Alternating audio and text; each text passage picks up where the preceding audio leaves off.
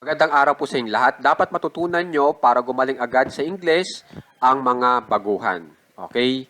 So, bigyan ko po kayo ng technique para po agad kayo gumaling.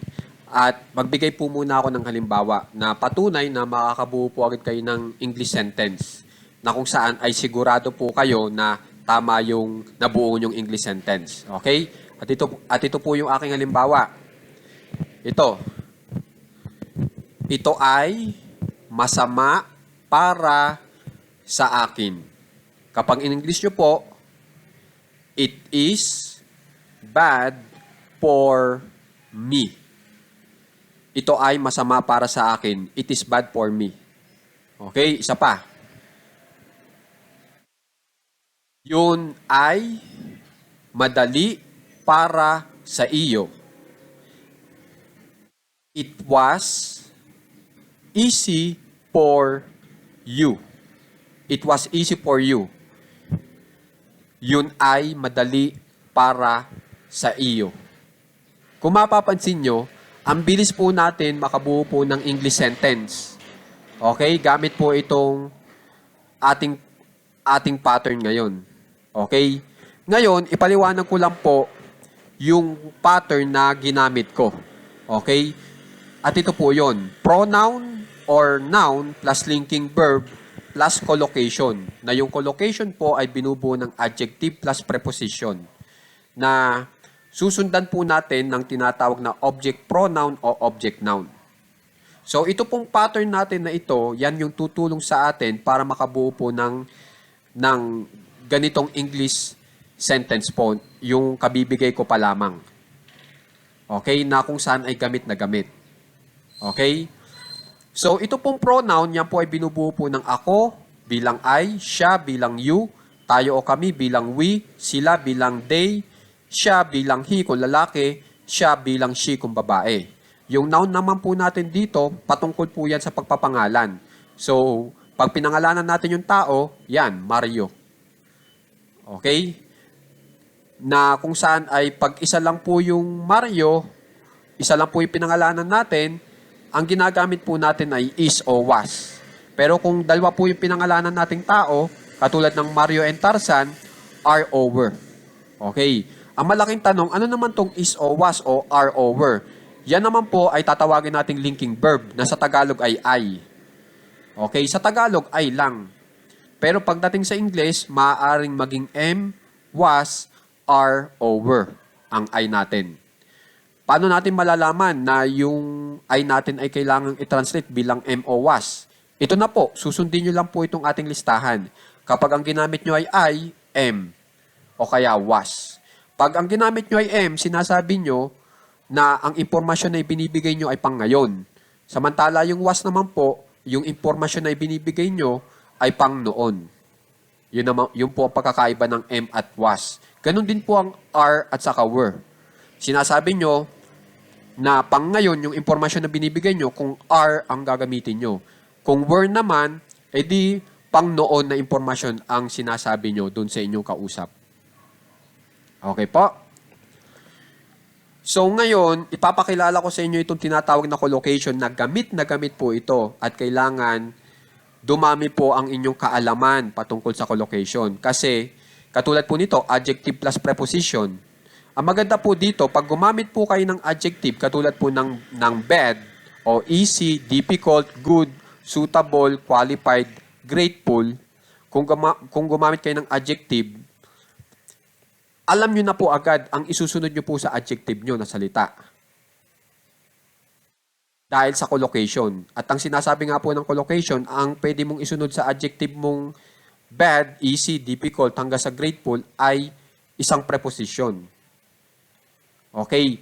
Ngayon, yung collocation, sasabihin na rin sa inyo, anong klaseng preposition ang dapat nating gamitin para sa mga adjective na ito? Ito po, yung for. Bad for, easy for, difficult for, good for, suitable for, qualified for, grateful for.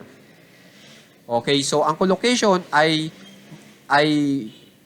dalawang salita na kung saan ay tama po ang pagkakapareha o pagkakakombine nila tama.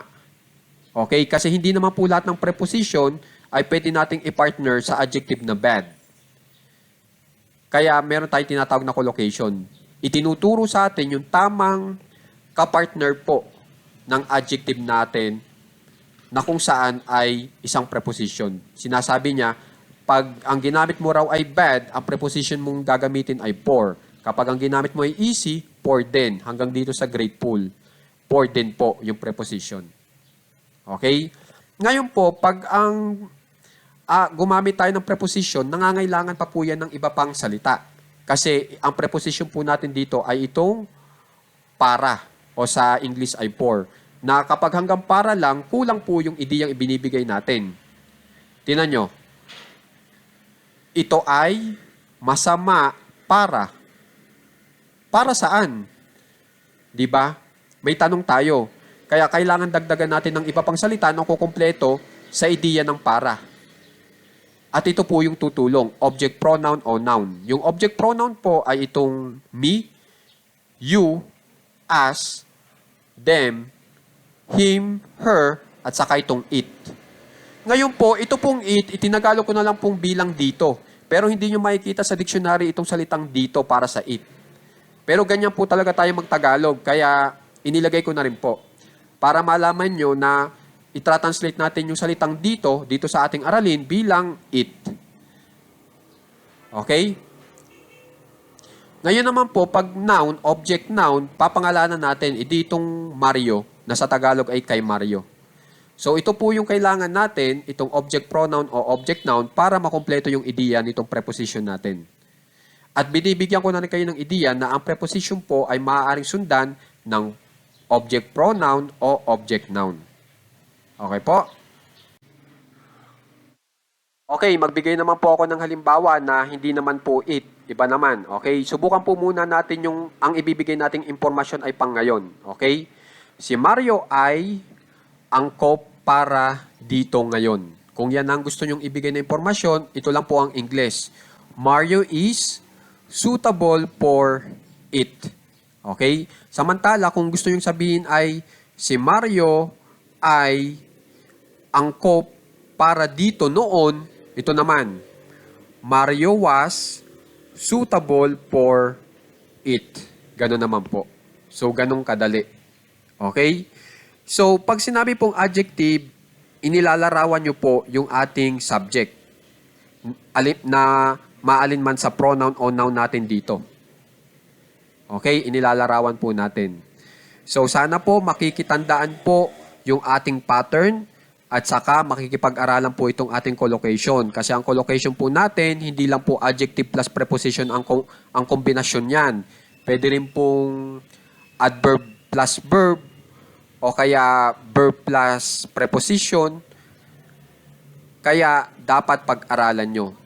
Para sa akin, magkaroon kayo ng maraming listahan yan, tandaan nyo. Kasi banda-banda riyan, makakatulong po ng malaki yan sa inyo.